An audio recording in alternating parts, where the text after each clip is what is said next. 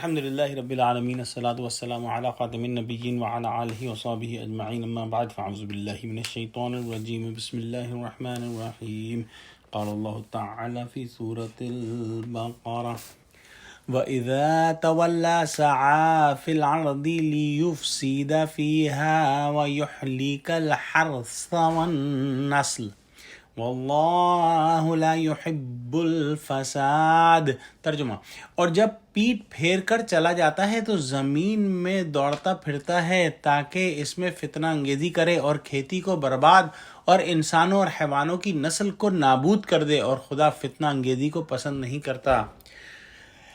ان آیات کے اندر جو ہے وہ منافقین کی جو کردار ہے اس کو اللہ سبحانہ وتعالیٰ نے بیان فرمایا ہے، اور اس کی تعویل خاص میں ایک منافق جس کا نام اخنس بن شریق تھا، اس کے بارے میں جو ہے روایات ہیں کہ یہ آیتیں جو ہیں وہ نازل ہوئیں، اور ان کا کردار جو ہے منافقوں کا وہ یہ ہے کہ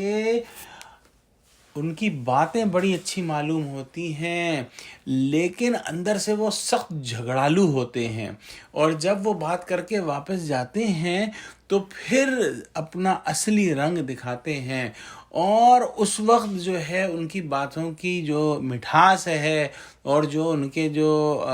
کردار کی جو ایک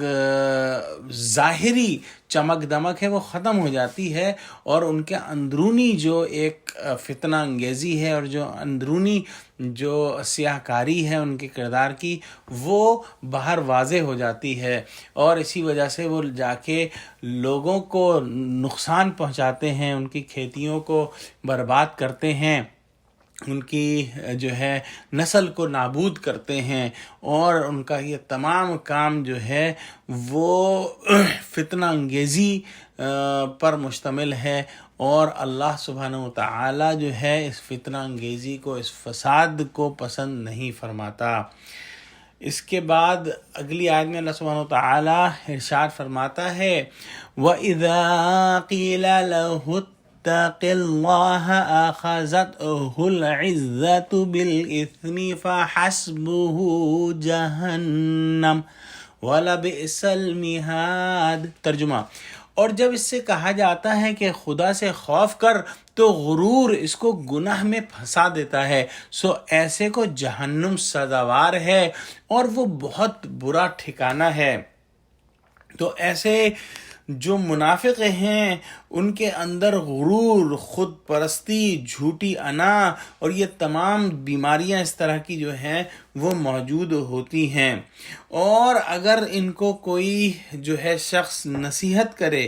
اور ان کو جو ہے کہے کہ اللہ سے ڈرو اور فساد نہ مچاؤ اور لوگوں کی کھیتیوں اور مویشیوں کو برباد نہ کرو، تو ان کی جو اندرونی ایک جھوٹی انا اور بڑائی ہے اور جو ایک جھوٹا تکبر ہے ان کے اندر، وہ ان کو گناہ پر اور آمادہ کر دیتی ہے، اور وہ ضد میں آ کر زیادہ فساد برپا کرنے لگتے ہیں۔ بس